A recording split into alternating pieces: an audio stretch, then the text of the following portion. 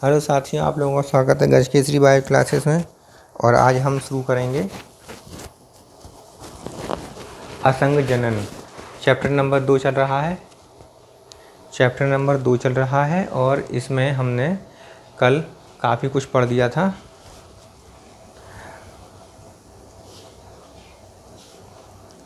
भ्रूणोद्भिद के बारे में पढ़ा था, भ्रूण परिवर्धन के बारे में, भ्रूण का विकास कैसे होता है इसके बारे में समझा था, डायग्राम सहित समझा था, जो एनसीईआरटी में डायग्राम दिए हुए उसके अनुसार समझा था।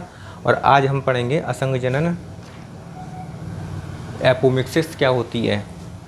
तो एपोमिक्सिस जो है, एपोमिक्सिस अर्थात असंग जनन क्या होता है कि द्विगुणित कोशिका से नया पौधा बनने की क्रिया एपोमिक्सिस कहलाती है। द्विगुणित कोशिका से, डिप्लॉइड सेल से पूरा नया पौधा बन जाए उसे हम कहते हैं एपोमिक्सिस। जबकि बनता कैसे है? अगुणित कोशिका से। दो अगुणित कोशिकाएं होती हैं, एग होता है, दूसरे नर युग्मक होता है, मादा युग्मक होता है। दोनों अगुणित कोशिकाएं होती हैं, उनके संलयन होता है। संलयन के से जो द्विगुणित युग्मनज बनता है, युग्मनज से नया पौधा बनता है। लेकिन इसमें ये प्रोसेस नहीं है। एपोमिक्सिस में क्या है कि केवल एक द्विगुणित कोशिका से ही डायरेक्ट नया पौधा बन जाएगा। इसमें नर युग्मक से संलयन नहीं होता है। तो बगैर नर युग्मक के संलयन से और बगैर अर्धसूत्री विभाजन के ना तो अर्धसूत्री विभाजन होता है और ना ही इसमें युग्मक संलयन होता है। ठीक है, तो केवल मादा युग्मक जो है, मादा युग्मक जो होता है वो डबल डिप्लॉइड होता है, उसी से ही नया पौधा बन जाता है। या मादा जो अंग हैं उनमें से किसी बीजांड है, अध्यावरण है या अध्यावरण है, बीजांड है या कोई और सेल्स है उन बीजांड की, तो उससे नया पौधा बन जाए, डिप्लॉइड होकर नया पौधा बन जाए, तो उसे हम कहते हैं उसे क्या हम कहते हैं एपोमिक्सिस या असंग जनन कहते हैं। ठीक है, तो इसमें ये ध्यान रखना है, ना तो इसमें अर्धसूत्री विभाजन होगा और ना ही इसमें क्या होगा युग्मक संलयन, नर युग्मक मादा युग्मक का संलयन भी नहीं होगा। ठीक है, तो एपोमिक्सिस कैसे लिखेंगे? इसमें लिखेंगे, क्या लिखेंगे इसमें? लिखो, जब पौधों में संयुग्मन तथा अर्धसूत्री विभाजन नहीं होते हैं, संयुग्मन और अर्धसूत्री विभाजन नहीं होते हैं, परंतु द्विगुणित कोशिका से एक नया पौधा बन जाता है, तो इस क्रिया को असंग जनन या एपोमिक्सिस कहते हैं। ठीक है, तो एपोमिक्सिस कितने प्रकार की होती है? 2 प्रकार की होती है, कायिक प्रवर्धन वेजिटेटिव प्रोपेगेशन, और दूसरी होती है अनिषेक बीजता एगेमोस्पर्मी। तो एगेमोस्पर्मी और वेजिटेटिव प्रोपेगेशन, ये 2 प्रकार की टाइप्स होते हैं असंग जनन की। वेजिटेटिव प्रोपेगेशन में, कायिक वर्धन में क्या होता है कि कली से नया पौधा बन जाता है, तने से नया पौधा बन सकता है और पत्ती से भी नया पौधा बन सकता है। ठीक है, जैसे गन्ना देखा है, आलू देखा है, इसमें क्या होता है तन इसमें कायिक वर्धन होता है, वेजिटेटिव प्रोपेगेशन होता है। तो पत्ती से भी नया पौधा बन सकता है, जैसे अजूबा की पत्ती में आपने देखा था, पत्ती से नया पौधा बन सकता है, तने से नया पौधा बन सकता है, गन्ने में आप देख ही रहे हैं, आलू में आप देख ही रहे हैं, या फिर कली से भी नया पौधा बन सकता है। तो ये 3 टाइप्स हैं, कली, तना और पत्ती। इन तीनों से अगर डायरेक्ट नए पौधे का निर्माण हो रहा है तो इसे हम कहेंगे कायिक वर्धन, वेजिटेटिव प्रोपेगेशन।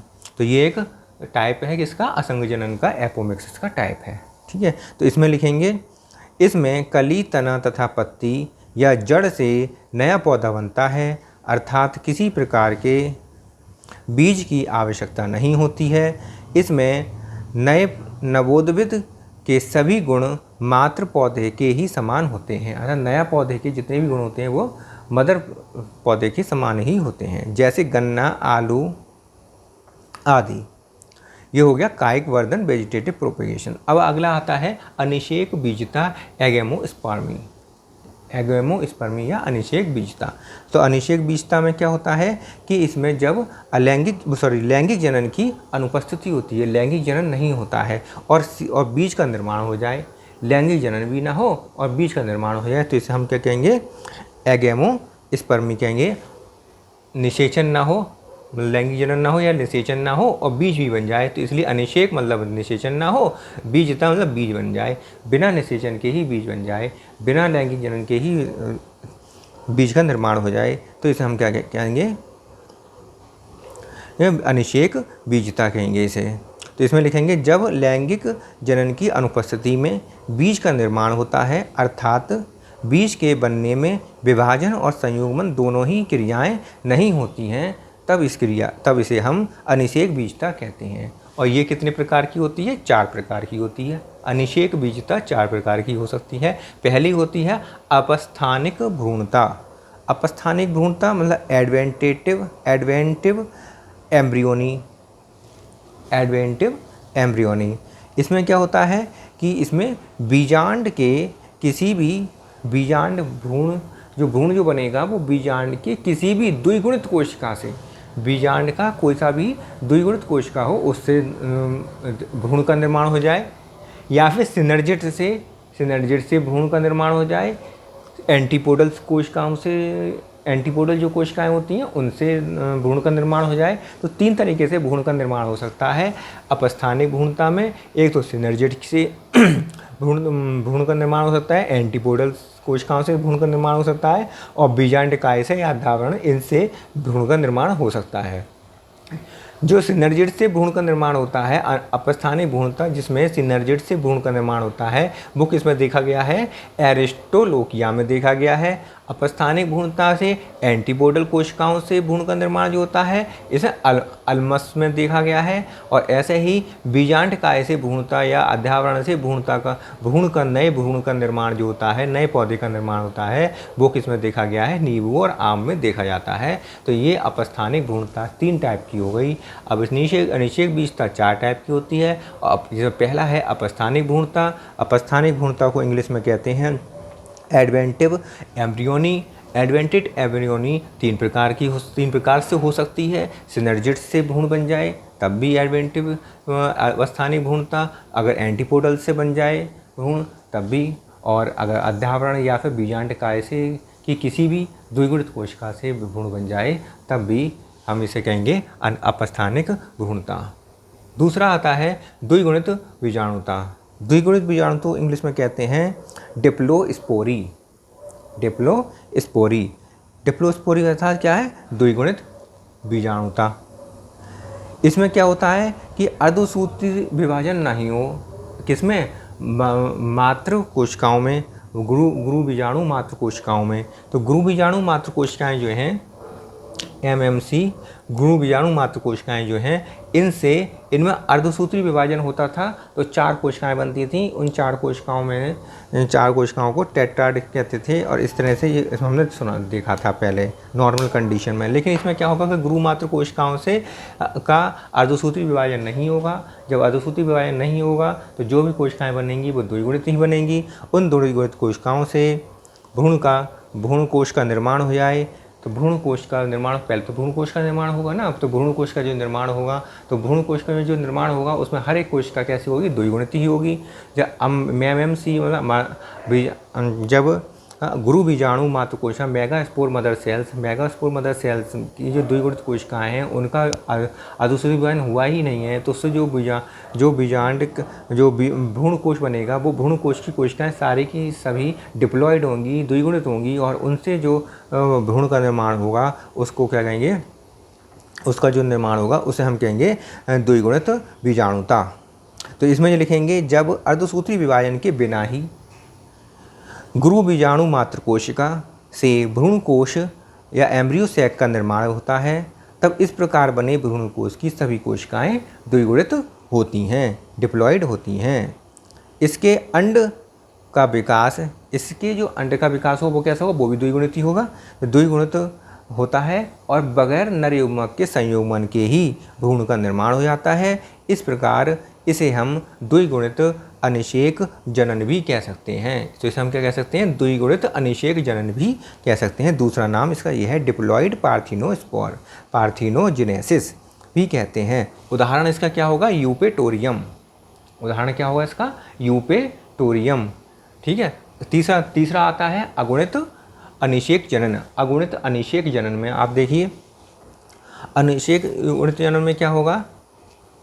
अगुणित है तो मतलब इसमें हैप्लॉइड ही होगा, डिप्लॉइड नहीं होगा। इसमें अनिषेक जनन है, पार्थिनोजेनेसिस, इसके इंग्लिश में कहेंगे हैप्लॉइड पार्थिनोजेनेसिस।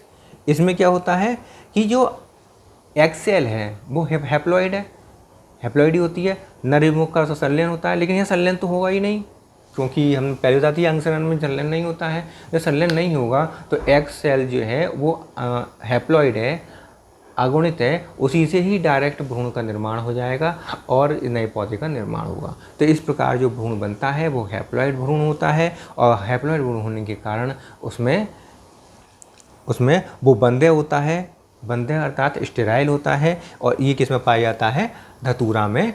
इसका एग्जाम्पल है, इसमें लिखेंगे, इसमें अंड कोशिका अगुणित होती है अर्थात अर्धसूत्री विभाजन से बनती है, परंतु इसमें निषेचन नहीं होता है, नर युग्मक द्वारा निषेचन नहीं होता है, जिससे सीधे ही भ्रूण बन जाता है और ये भ्रूण अगुणित होता है। इस क्रिया को अगुणित अनिषेक जनन या हैप्लॉइड पार्थिनोजेनेसिस कहते हैं। यहाँ पर जो भ्रूण बनता है वो अगुणित होता है और बंध्य स्टेराइल होता है। जय उदाहरण धतूरा। नेक्स्ट आता है अबीजाणुता। अपबीजाणुता। अपबीजाणुता जो चौथी टाइप है किसकी? अनिषेक बीजता की। तो चौथी टाइप है अपबीजाणुता या एपोस्पोरी।